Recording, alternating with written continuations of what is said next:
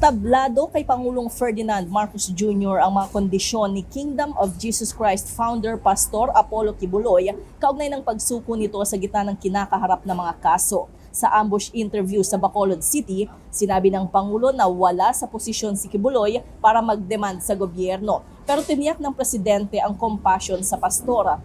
Ayon kay Pangulong Marcos, ang maipapangako niya dito ay patas na proceedings. Sa involvement naman ng Estados Unidos, sabi ni PBBM, matagal na usapin pa ito kaya hindi dapat mag-alala si Kibuloy.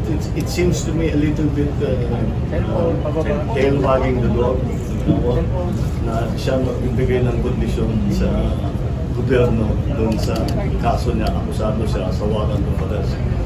So, I mean, we will exercise all the compassion to Pastor Kibuloy. We've known him for a very long time. And ang mapapangako ko, all the proceedings will be fair. Now, as to the involvement of the United States, malayo pa yan. That's going to take years. Yeah. So I don't think that's something he needs to worry about, quite frankly.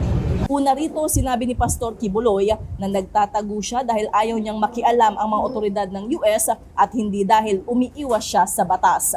Para sa MBC TV Network News, ito si Lef Narciso, sama-sama tayo Pilipino.